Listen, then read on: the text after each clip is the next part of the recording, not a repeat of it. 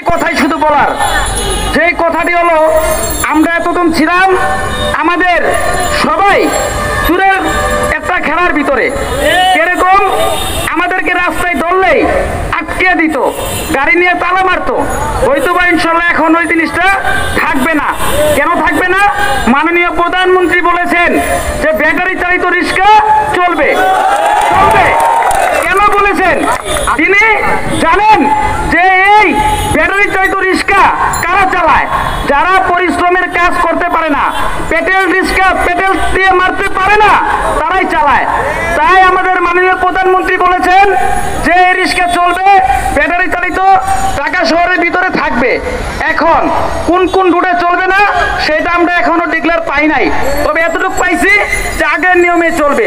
তবে আমরা আগের নিয়মে চলতে চাই, ঠিক আছে, কিন্তু রাস্তাঘাটে আমাদের গাড়ি যাতে তালা না মারা হয়, এই ব্যাপারে মাননীয় প্রধানমন্ত্রী যদি একটু খেয়াল রাখেন তাহলে এই গরিব অসহায় মানুষগুলো আরো ভালো থাকবে। আরেকটা কথা আমরা বলতে চাই, আমরা এই ব্যাটারি চালিত রিক্সার টাকা আমাদের দেশের সরকারকে দিতে চাই, অন্য কাউকে দিতে চাই না। আচ্ছা, এইখানে যদি আমাদের সরকার আমাদের পাশে থাকে তাহলে আমাদের আর কোনো ভয় নাই। কেন ভয় নাই? আমাদের সাথে আমাদের বাংলাদেশের পুলিশ বাহিনী বাইরেও ইনশাল্লাহ আছে।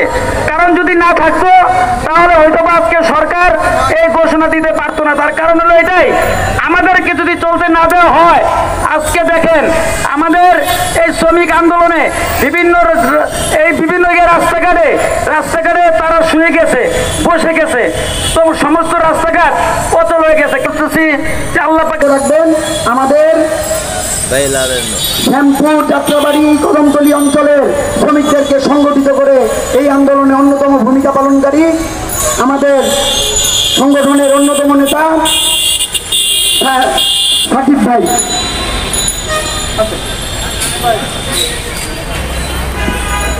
আসসালামু আলাইকুম ভাই, আমার নাম সাকিব। তো আমার একটা চাওয়া সরকারের কাছে যে আমাদের বৈধতা দেন, আমাদের লাইসেন্স দেন। বাংলাদেশে যদি রোহিঙ্গারা এসে থাকতে পারে, আমাদের দেশে আমরা কেন পারমিশন পাবো না? আমাদের বৈধতা আমরা দাবি আদায় করেই ছাড়বো। আমরা